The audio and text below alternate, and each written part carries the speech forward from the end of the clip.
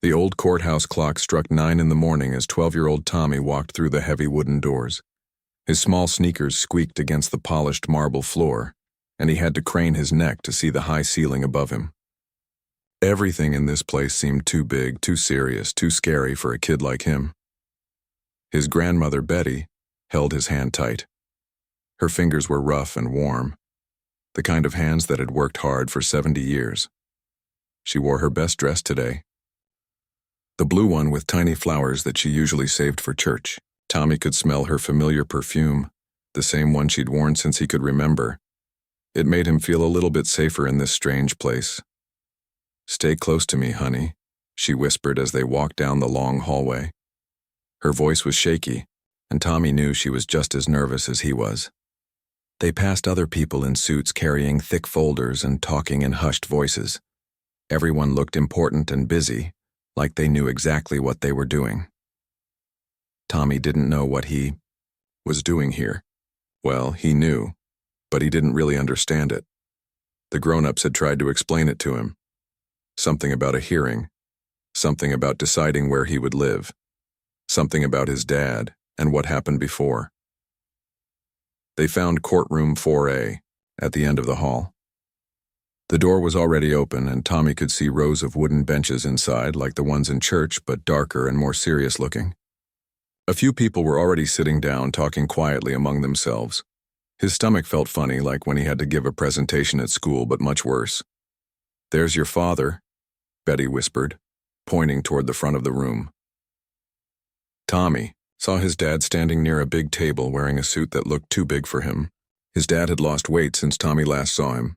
His face looked tired, older somehow. When their eyes met across the room, his dad tried to smile, but it wasn't his real smile. Tommy could tell the difference. They sat down in the back row. The wooden bench was hard and uncomfortable. Tommy's feet didn't touch the floor, so he swung them back and forth until Betty gently put her hand on his knee to make him stop. He looked around the room instead. At the front sat a woman in a black robe behind a huge wooden desk that was raised up high like a throne. This must be the judge, Tommy thought. She had gray hair pulled back tight and glasses that made her look stern. She was reading papers and didn't look up when they came in. Tommy had seen judges on TV before, but seeing one in real life was different. She looked more real and more scary at the same time. There were other people in the room, too. A lady with a briefcase who kept writing things down. A man in a uniform standing by the door. Some people Tommy didn't recognize sitting in the middle rows. Everyone looked serious and important, like they were about to discuss something really big, and they were. They were going to discuss him. Tommy still didn't completely understand why they were all here. His mom had died in a car accident last winter.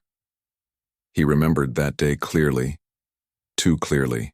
The phone call, Betty crying, the hospital, the funeral with all the flowers. Everything had changed after that. His dad had been away for a while before Mom died. Tommy knew it had something to do with the police and the court, but nobody ever explained it properly to him. They just said Dad had to go away for a bit, but he'd be back. When Dad did come back, Mom was already gone. Since then, Tommy had been living with Betty. She made him breakfast every morning, helped him with homework, and tucked him in at night. She was great, but she was also really old. Sometimes she forgot things or got confused. Sometimes her hands shook when she tried to open jars. Tommy worried about her, even though she always said she was fine. Now all these adults were going to decide if he should stay with Betty or go live with his dad. Nobody had asked Tommy what he wanted. Nobody had asked him how he felt about any of it. They just talked about him like he wasn't there, like he was a problem that needed to be solved. The judge finally looked up from her papers. "Good morning, everyone. We're here today for the custody hearing regarding Tommy Mitchell." Hearing his name said out loud in this big, serious room made his stomach flip again. "Your Honor," said a woman Tommy didn't know, standing up from one of the front tables. "The state believes that the child's best interest would be served by remaining in the care of his grandmother, Betty Mitchell." Tommy looked at Betty. She was staring straight ahead, her lips pressed together in a thin line. He could tell she was trying not to cry. Then another person stood up, A man this time. Your Honor, my client David Mitchell has completed his sentence and rehabilitation program. He's the boy's father and should have the right to raise his own son. This was about his dad. Tommy looked at him again.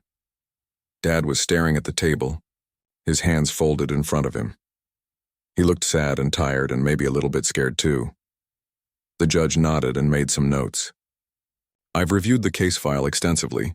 Mr. Mitchell, you were convicted of drug possession and theft 2 years ago. You served 18 months in prison and were released 6 months ago. Is that correct? Yes, Your Honor, his dad said, standing up. His voice sounded different than Tommy remembered, smaller somehow. And you've been participating in a rehabilitation program since your release? Yes, ma'am. I've been clean for over a year now. I have a job at the warehouse, and I've been attending counseling sessions twice a week. Tommy wanted to run up to his dad and hug him. He wanted to tell everyone that his dad was a good person, that he used to read him bedtime stories and teach him how to ride his bike. But he stayed in his seat holding Betty's hand. The judge looked at some more papers. Mrs. Mitchell, you're 72 years old and have been caring for Tommy since his mother's death. How has that been for you? Betty stood up slowly. Tommy could see her hands shaking.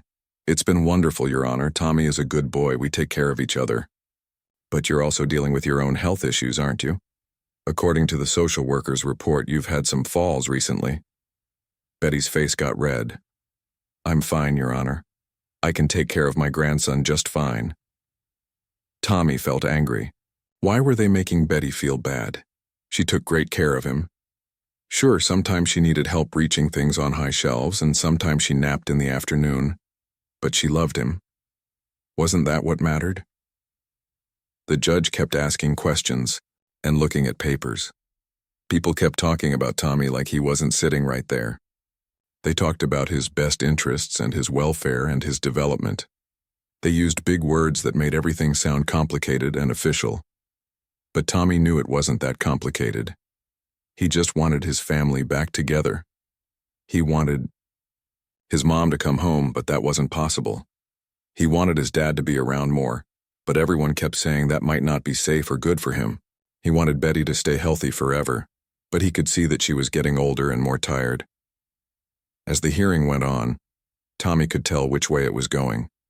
The judge kept asking hard questions about his dad's past and easier questions about Betty's care. She kept talking about stability and safety and proper environments for children. His dad's lawyer tried to argue that people deserved second chances, that families should be kept together when possible. But Tommy could see in the judge's face that she wasn't convinced. She had already made up her mind, probably before they even walked into the room. Tommy felt something building up inside him, something hot and urgent. All these adults were making decisions about his life without really knowing him or his family. They didn't know that his dad had never hurt him, not once. They didn't know that his dad had cried when Mom died, just like Tommy did. They didn't know the truth about what really happened the night his dad got arrested.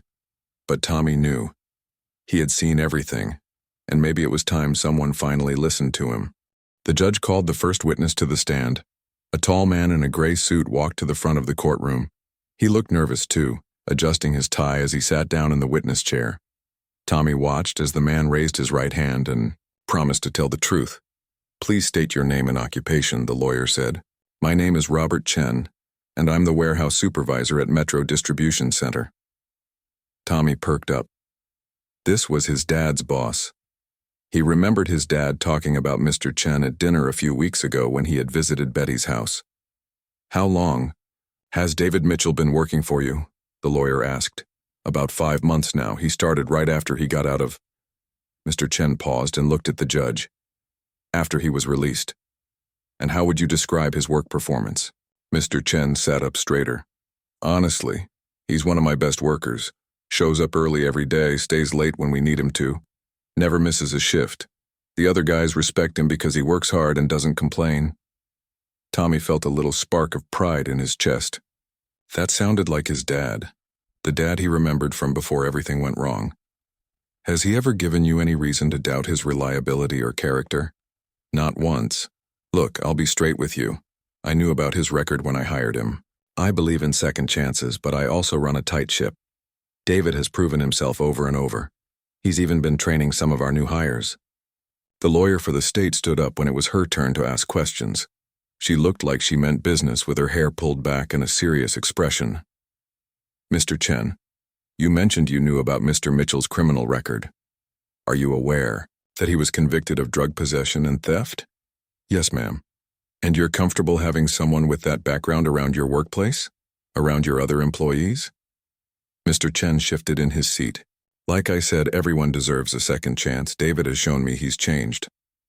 But isn't it true that your company has had some inventory issues since he started working there? Tommy saw his dad's shoulders tense up. Mr. Chen looked confused. We had one incident where some boxes went missing, but that was investigated. It had nothing to do with David. But you can't be completely certain, can you? I'm as certain as I can be. David wasn't even working that shift. The state lawyer made some notes and sat down. Tommy could tell she was trying to make his dad look bad, even though Mr. Chen had said good things about him. It wasn't fair. Next, they called Mrs. Rodriguez, the social worker who had been checking on Tommy and Betty for the past few months. She was a kind woman with a gentle voice, but Tommy always felt weird when she came to visit. She asked lots of questions and wrote everything down in her notepad. Mrs. Rodriguez, you've been monitoring the living situation with Mrs. Mitchell and Tommy. Can you tell us about your observations? Mrs. Rodriguez opened her folder and put on her reading glasses. Betty Mitchell clearly loves her grandson very much. Their home is clean and safe, and Tommy appears well cared for. However, I do have some concerns. Tommy felt Betty's hand tighten around his. What kind of concerns? The lawyer asked. Mrs. Mitchell is 72 and dealing with some age-related challenges. During my visits, I've noticed she sometimes forgets things. Appointments, medications, school events. She's also had a couple of falls recently. Can you elaborate on these falls? One was in the kitchen while she was cooking dinner. Tommy actually called me about it because he was scared. The other was on the front steps. Thankfully, she wasn't seriously hurt either time, but it raises questions about her ability to provide consistent care for an active 12-year-old. Tommy wanted to stand up and defend Betty. Yes, she had fallen, but she was okay. Yes, sometimes she forgot things, but so did his teachers at school sometimes. It didn't mean she couldn't take care of him. Have you observed Tommy's relationship with his grandmother? Mrs. Rodriguez smiled a little. Oh, it's beautiful. They clearly adore each other. Tommy is very protective of her, maybe even more than he should be for a child his age. He helps with groceries, reminds her to take her medicine, things like that. So he's taking on adult responsibilities? In some ways, yes. While it shows maturity and love, it also suggests that the caregiving balance might not be ideal for a child's development. When it was time for the other lawyer to ask questions, he stood up and spoke gently. Mrs. Rodriguez, despite these challenges, would you say Tommy is thriving in his grandmother's care? He's doing well in school, he has friends, and he seems emotionally stable considering what he's been through with losing his mother. And regarding David Mitchell, have you had any interactions with him? Yes. I've met with him several times as part of the assessment process. What were your impressions? Mrs. Rodriguez paused, choosing her words carefully. He seems genuinely committed to getting his life back on track. He's completed his rehabilitation program, he's working steadily, and when I've seen him with Tommy, their bond is obvious. Any concerns about his ability to parent? My main concern would be the adjustment period. Tommy has been through significant trauma with his mother's death, and another major change in his living situation could be difficult. Then came the hardest part. Betty had to testify about herself and Tommy. Tommy watched his grandmother walk slowly to the witness stand, and his heart broke a little. She looked so small and fragile up there, even though he knew how strong she really was. Mrs. Mitchell, tell us about caring for Tommy since your daughter's death. Betty's voice was quiet but steady. It's been the greatest joy of my life. Tommy is such a good boy. We have our routines, breakfast together every morning, homework at the kitchen table, bedtime stories. He helps me with things and I help him with his schoolwork. It must be challenging, though, at your age. I won't lie and say it's always easy. Some days I'm more tired than others. But love makes you stronger than you think you are. Tommy felt tears prick his eyes. That was his Betty, always finding the right words. Are you concerned about your ability to continue caring for him as he gets older? Betty was quiet for a long moment. I worry about a lot of things. I worry about falling and not being able to get up. I worry about forgetting something important. I worry about not being here for him when he needs me most. The courtroom was very quiet. Tommy could hear the clock ticking on the wall. But, Betty continued, her voice getting stronger, I also know that boy needs stability and love more than anything else right now. He's lost so much already. What about his relationship with his father? David loves Tommy, and Tommy loves his father. That was never the question. But love doesn't erase the past or guarantee the future. When it was the other lawyer's turn, he asked Betty about the good times, how Tommy was doing in school, their daily routines, the support they had from neighbors and friends. Mrs. Mitchell, if David were awarded custody, would you still want to be part of Tommy's life? Of course. That boy is my heart. Nothing will ever change that. Finally, they called Tommy's dad to the stand. Tommy sat up straighter, watching. His father walked to the front of the room. David looked directly at Tommy for just a moment and gave him a small nod before sitting down. Mr. Mitchell, tell us about your relationship with your son. David's voice was quiet but clear. Tommy is everything to me. When his mother died, I felt like I'd failed him twice. Once by being in prison when he needed me, and again, by not being there when she passed away. What would you like the court to know about your rehabilitation? I know I made mistakes, bad mistakes that hurt my family, but I've worked hard to change. I go to counseling. I have a steady job. I've been clean for over a year. I want to be the father Tommy deserves. How do you plan to provide for him? I have a stable job with good benefits. I found a nice apartment in a good school district. I've already enrolled in parenting classes to help me adjust to raising him on my own. But then the state lawyer stood up for her turn, and Tommy could tell this wasn't going to be good. Mr. Mitchell, you were arrested for possession of illegal drugs and theft. Can you explain those charges? David's face went pale. I was going through a very difficult time after my wife got sick. I made poor choices that resulted in criminal convictions and prison time. Yes. How can this court be sure you won't make those same poor choices again? Because I've learned from my mistakes. I've gotten help. I'm not the same person I was 2 years ago. But addiction is a lifelong struggle, isn't it? There's always a risk of relapse. Tommy saw his dad's hands shake slightly.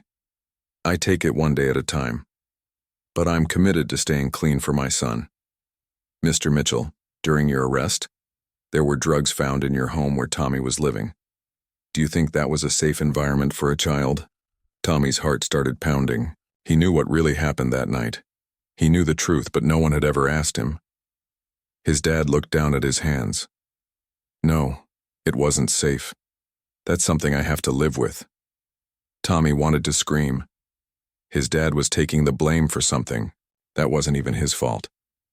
But he was just a kid sitting in the back of a courtroom full of adults who thought they knew everything. The testimonies were over, but Tommy felt like the most important voice hadn't been heard at all, his own. After all the witnesses finished talking, the courtroom became very quiet. Tommy could hear his own heartbeat in his ears. The judge shuffled through her papers one more time, making small notes in the margins. Everyone seemed to be holding their breath, waiting for what would come next. Judge Patricia looked up from her desk and cleared her throat. The sound echoed in the silent room. Tommy felt Betty's hand squeeze his even tighter. He could see his dad sitting very still at the front table, his shoulders rigid with tension. I want to thank everyone for their testimony today, the judge began. Her voice was calm and professional, but Tommy could tell she was about to say something important. This has been a difficult case, and I don't take the responsibility lightly. She paused and looked around the room, her eyes briefly meeting Tommy's before moving on. The court's primary concern in any custody matter is the best interest of the child. We must consider stability, safety, and the ability to provide proper care and guidance. Tommy's stomach started doing flips. He didn't like where this was going. I've heard compelling testimony from both sides today. Mr. Chen spoke highly of David Mitchell's work ethic and character development. The rehabilitation reports show genuine effort toward positive change. Tommy felt a tiny spark of hope. Maybe the judge was going to let him live with his dad after all. However, the judge continued, and that one word made Tommy's heart sink. I must also consider the testimony of Mrs. Rodriguez regarding the challenges facing Mrs. Mitchell's continued care, as well as the serious nature of Mr. Mitchell's past convictions. Betty made a small sound next to him, almost like a sigh but sadder. Tommy looked at her and saw that her eyes were getting watery. The court recognizes that people can change, and Mr. Mitchell appears to be making genuine efforts toward rehabilitation. But when we're talking about the welfare of a 12-year-old child, we cannot ignore the risks involved. The judge picked up her gavel, the wooden hammer that would decide Tommy's future. He stared at it like it was the most important thing in the world. Drug addiction is a serious disease with high rates of relapse. While Mr. Mitchell has been clean for over a year, that's still a relatively short period in terms of sustained recovery. The court cannot overlook the fact that illegal substances were found in the home where Tommy was living. Tommy's chest felt tight. His dad was looking down at the table, and Tommy could see his shoulders shaking slightly. He wanted to run up there and hug him, tell him it would be okay, but his legs felt frozen. Mrs. Mitchell, despite her advanced age and health concerns, has provided Tommy with a stable, loving home for the past 8 months. While the court acknowledges the challenges she faces, her commitment to Tommy's welfare is clear and unwavering. The Cooney. Judge raised her gavel higher. Tommy watched it like it was moving in slow motion. Furthermore, any major change in Tommy's living situation at this time could cause additional trauma to a child who has already endured the devastating loss of his mother. That was it. Tommy could tell by the judge's voice that she had made up her mind. She was going to make him stay with Betty and not let him live with his dad. Part of him wanted to stay with Betty because he loved her so much, but another part of him wanted his real family back together. Therefore, it is the decision of this court that custody of Tommy Mitchell should remain with his grandmother, Betty Mitchell, with supervised visitation rights granted to his father, David Mitchell. The gavel started coming down toward the wooden block on the judge's desk. Once it hit, that would be it. Final. Decided. But something inside Tommy exploded, all the frustration from sitting quietly while adults talked about him like he wasn't there. All the anger from watching his dad get blamed for things that weren't his fault. All the sadness from missing his mom and wanting his family to be whole again. He couldn't take it anymore. Tommy stood up fast, his legs shaky but determined. The wooden bench scraped against the floor with a loud squeak that made everyone turn around. "Wait," he said, his voice sounding smaller than he wanted it to in the big room. Betty tried to pull him back down. "Tommy, honey, sit down," she whispered urgently. But Tommy took a step into the aisle. Then another step. His heart was pounding so hard he thought everyone could probably hear it. The judge stopped mid-swing with her gavel, her arm frozen in the air. Her eyebrows went up in surprise. "Young man, please return to your seat," she said firmly. But Tommy kept walking toward the front of the courtroom. He could feel everyone staring at him. The lawyers, the social worker, the court reporter, even the security guard by the door who had straightened up and was watching him carefully. "Tommy, come back here," Betty called softly from behind him. His dad had turned around in his chair and was looking at him with wide, worried eyes. "Son, you need to sit down," he said gently. But Tommy couldn't sit down. Not when everyone was making such a big mistake. Not when they were deciding his future based on things that weren't even true. "Please," Tommy said, his voice getting a little stronger. "I need to say something." The judge put down her gavel completely and leaned forward. "This is highly irregular. Children don't typically speak during custody proceedings. But it's about me," Tommy said, taking another step closer to the front. Everyone's been talking about me, but nobody asked me what I think. The courtroom was completely silent now. Even the clock on the wall seemed to have stopped ticking. One of the lawyers started to stand up. Your Honor, perhaps we should— No, the judge said, holding up her hand. She was looking at Tommy with a different expression now, like she was really seeing him for the first time. Let the boy speak. Tommy felt all the blood rush to his face. Now that he had everyone's attention, he wasn't sure what to say first. There was so much they needed to know, so much they had gotten wrong. He looked at his dad, who was staring at him with a mixture of pride and worry. He looked back at Betty, who had tears streaming down her cheeks, but was nodding at him encouragingly. He looked at all the other adults who had been making decisions about his life. I was there, Tommy said, his voice barely above a whisper. Speak up, son, the judge said, not unkindly. Tommy took a deep breath and tried again. I was there the night the police came to our house. I saw everything. The judge's face changed. The lawyers started looking at each other.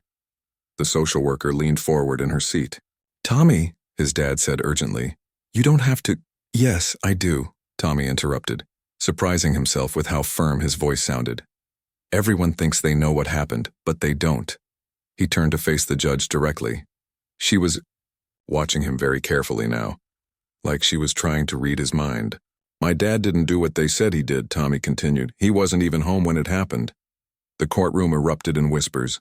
The judge banged her gavel once to quiet everyone down. That's a very serious statement, Tommy, she said. Are you sure you want to continue? Tommy looked around the room one more time. At Betty, who looked scared but proud. At his dad, who looked like he might cry. At all the adults who had been so certain they knew the truth. He thought about that terrible night 8 months ago. He thought about what he had seen through his bedroom window. He thought about the secret he had been carrying around like a heavy rock in his chest, I'm sure, he said. The judge set her gavel down and folded her hands. Then perhaps we need to hear what you have to say. Tommy felt like he was standing on the edge of a cliff, about to jump into water that might be too deep for him. But he also felt like he was finally going to be able to tell the truth. He opened his mouth, ready to say the words that would change everything. The words that would save his dad. The words that would turn this whole courtroom upside down. He looked directly at the judge, took the deepest breath of his 12-year-old life, and prepared to tell everyone what really happened that night. Tommy stood in front of the judge's high desk, feeling smaller than he ever had in his life. The courtroom was so quiet he could hear his own breathing. Everyone was staring at him, waiting for him to speak. His mouth felt dry, and his hands were shaking a little. He looked up at Judge Patricia, who was leaning forward with her full attention on him.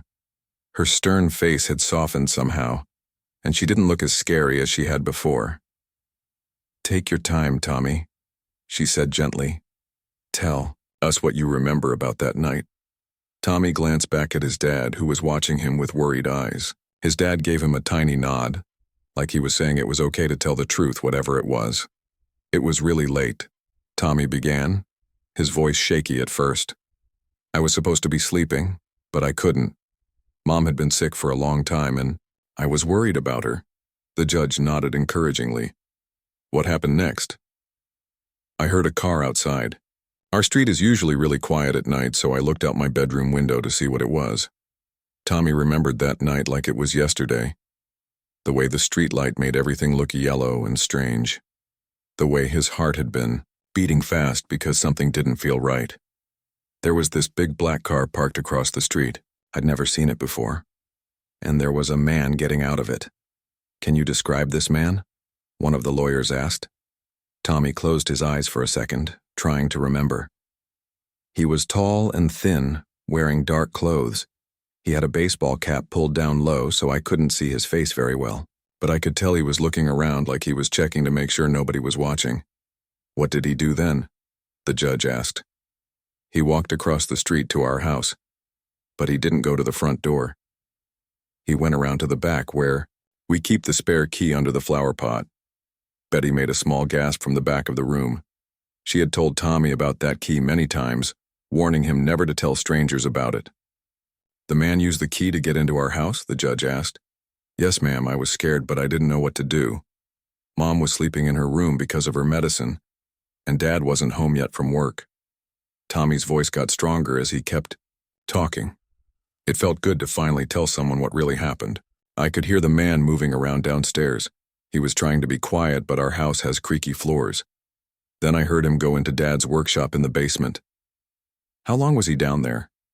Maybe 10 or 15 minutes. I was watching the clock on my nightstand because I was so scared. Then he came back upstairs and went into the kitchen. The courtroom was completely silent. Even the lawyers had stopped writing notes and were just listening. What happened in the kitchen, Judge? Patricia asked. He opened one of the cabinets and put something inside, a small bag or package. I couldn't see exactly what it was from my window, but he hid it behind the cereal boxes. Tommy's dad was staring at him with his mouth slightly open. The lawyer next to him was frantically scribbling notes. Then what did the man do? He left the same way he came in, through the back door. He put the key back under the flower pot and walked back to his car. But before he got in, he made a phone call. A phone call? Yeah. He pulled out his cell phone and talked to someone for maybe a minute. I couldn't hear what he said, but after he hung up, he drove away really fast. Judge Patricia was writing things down now, too. What happened after he left? I was really scared, so I went to check on Mom. But she was still sleeping. Her medicine made her sleep really deep. I thought about waking her up, but I didn't want to scare her if nothing bad was really happening. Tommy paused, remembering how confused and frightened he had been that night. Then I heard Dad's truck pull into the driveway. I was so happy he was home. I ran to the window and watched him get out of his truck. He looked really tired. What time was this? It was almost midnight. Dad worked late shifts sometimes to make extra money for Mom's medicine. The pieces of the story were falling into place, and Tommy could see understanding starting to dawn on people's faces. Dad came inside through the front door like he always did. He was carrying his lunchbox and his work jacket. I heard him put them down in the hallway. Did you go downstairs to see him? I started to. But then I heard sirens outside. Lots of them. Police cars were coming down our street with their lights flashing. Tommy's voice got quieter as he remembered the scary part. They surrounded our house. There were so many of them. Dad opened the front door because someone was banging on it really loud. The police officers pushed past him and came inside. What did they say to your father? They said they had a warrant to search the house. Dad looked so confused. He kept asking what was going on, but they wouldn't tell him. Tommy looked at his dad again. His dad's eyes were filled with tears now. They went straight to the kitchen like they knew exactly where to look. One of the officers opened the cabinet and found the bag that the man had hidden there. The courtroom erupted in whispers. The judge had to bang her gavel to quiet everyone down. Tommy, she said seriously, are you absolutely certain about what you saw? This is very important. Tommy nodded firmly. Yes, ma'am. I saw everything. From my bedroom window. The man broke into our house and planted that bag before Dad even got home from work. Why didn't you tell anyone about this before? Tommy's face got red, and he looked down at his feet. I was scared, and then Mom got worse and had to go to the hospital. Everything happened so fast after that. Dad got arrested, and Mom died, and I went to live with Betty. His voice cracked a little. I didn't think anyone would believe me. I was just a kid, and all these grown-ups seemed so sure about what happened. But you remember it clearly? Every single detail. I've had nightmares about it for months. I keep seeing that man's face under his baseball cap and the way he looked around before he broke in. Judge Patricia set down her pen and looked directly at Tommy. Tommy, do you understand what you're telling us? You're saying your father was innocent of the charges he was convicted of. Tommy took a deep breath and looked around the courtroom. At Betty, who was crying but smiling at the same time.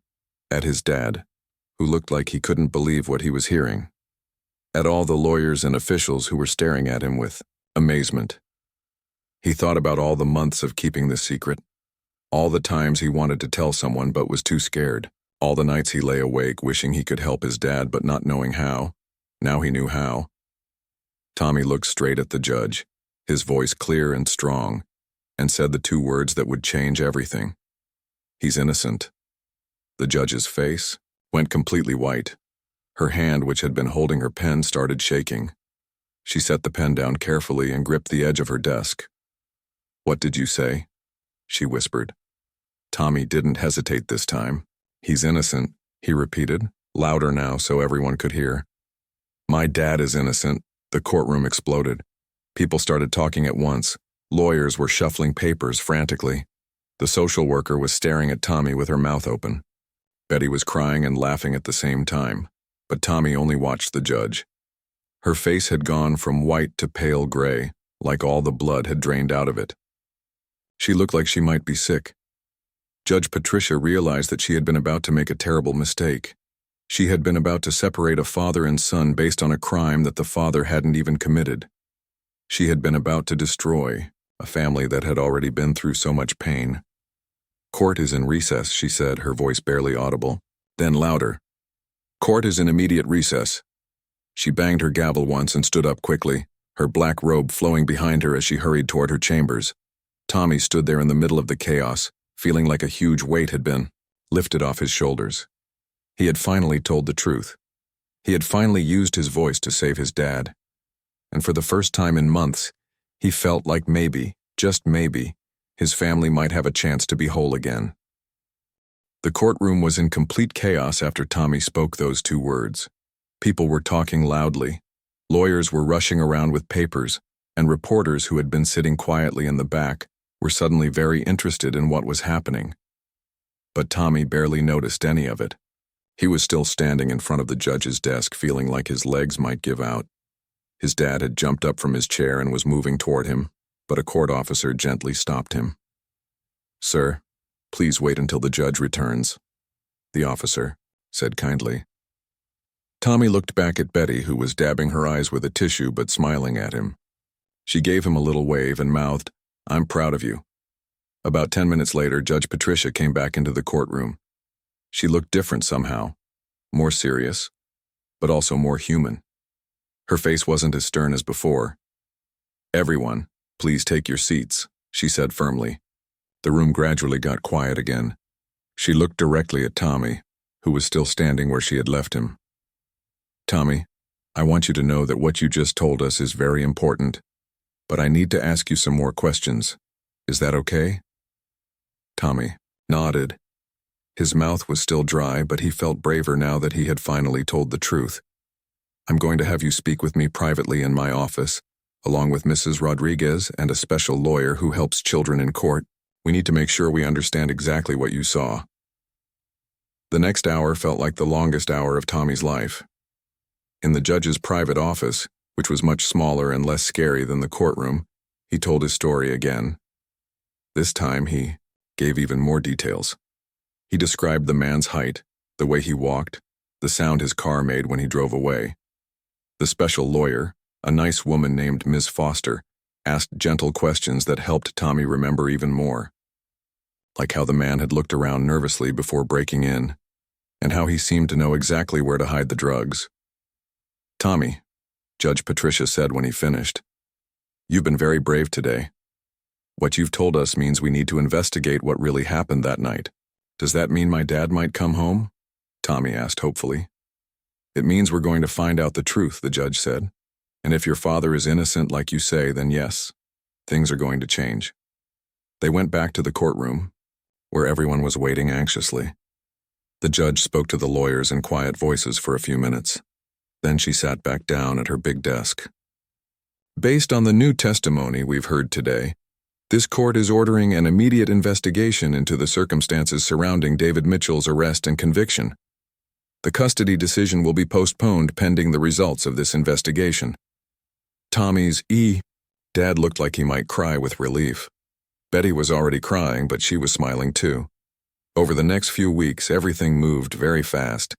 Detective Williams, who had worked on the original case, came to visit Tommy and Betty.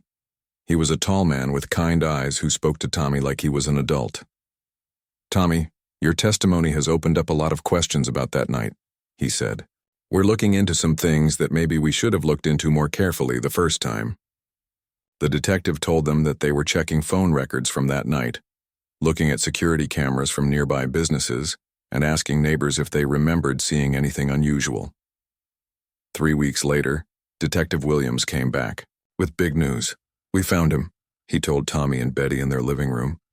"The man you saw that night. His name is Rico Martinez, and he's been arrested for several similar break-ins around the city." Tommy's heart started beating fast. "Really? You found him?" "We sure did. Phone records show that someone called in an anonymous tip about your father just minutes after you saw that man make his phone call. Security footage from a gas station 2 blocks away shows a car matching your description driving away from your neighborhood at exactly the time you said." Detective Williams smiled. "But the biggest break came when we showed Rico Martinez your father's picture. He confessed to planting those drugs in your house." Tommy could hardly believe it. "Why did he do it?" "He was paid by someone who wanted to get your father in trouble. Apparently, your dad had seen this person dealing drugs at his old job and had reported it to the manager. This was their way of getting revenge." Betty put her arm around Tommy. "So David was telling the truth all along?" "Yes, ma'am. He was completely innocent." The next court date was very different from the first one. This time when Tommy walked into the courtroom with Betty, his dad was sitting at the table as a free man. All the charges against him had been dropped, and his criminal record had been cleared. Judge Patricia looked much happier this time. "This has been an unusual case," she said to the courtroom. "It's taught me something important about listening to all voices, even the smallest ones." She looked at Tommy and smiled. "Young man, your courage to speak up has not only saved your father, but it's also helped us catch a real criminal who was hurting other families." The custody hearing was quick this time. With his father's name cleared and his innocence proven, there was no question about where Tommy should live. It is the decision of this court that custody of Tommy Mitchell be awarded to his father, David Mitchell, with the understanding that Betty Mitchell will continue to play an important role in Tommy's life. When the judge banged her gavel this time, it was to bring a family back together instead of keeping them apart. After court, Tommy hugged his dad for what felt like the first time in forever. His dad held him tight and whispered, "Thank you for being brave enough to tell the truth. I'm so proud of you." Betty joined their hug, and for a moment everything felt right again. Not perfect, Tommy still missed his mom every day, but right in a way it hadn't felt in a long time. "So where are we going to live?" Tommy asked his dad. "Well, I found a nice apartment, but it's pretty close to Betty's house. I was thinking, maybe we could have dinner with her a few times a week. What do you think?" Tommy grinned. "I think that sounds perfect." A few months later, Tommy was settled into his new life with his dad. They had their apartment with 2 bedrooms, and Tommy had decorated his room with posters of his favorite basketball players. His dad had kept his promise about dinner with Betty. They went to her house every Tuesday and Thursday, and she came to their place on Sundays. Tommy was doing well in school, and he had made some new friends in his neighborhood. But the best part was that his dad was there every morning for breakfast and every night to help with homework. One evening, as they were eating dinner together, his dad brought up something that had been on Tommy's mind too. "You know, son, I've been thinking about that night when you spoke up in court." "Yeah? I want you to know that what you did was one of the bravest things I've ever seen. It couldn't have been easy to speak up like that." Tommy thought about it. "I was really scared, but I was more scared of losing you forever." His dad reached across the table and squeezed his hand. "You'll never lose me, Tommy. We're family, and families stick together." A few weeks later, Judge Patricia invited Tommy and his dad back to the courthouse. But this time it wasn't for a hearing. It was for something much better. "Tommy," she said in her office, "because of your bravery, we've made some changes to how we handle court cases involving children. From now on, we're going to make sure that kids always have a chance to tell their side of the story." She handed him a certificate that said Young Hero Award on it. "But more importantly," she continued, "you've taught me and everyone else in that courtroom that sometimes the most important voices are the ones that speak up when everyone else has stopped listening." Tommy looked at the certificate, then at his dad, then at the judge. "I just told the truth." "Sometimes," Judge Patricia said with a smile, That's the most powerful thing anyone can do. As they walked out of the courthouse that day, Tommy felt different than he had all those months ago. He wasn't the scared little boy who had sat quietly in the back row anymore. He was someone who had found his voice and used it to save his family.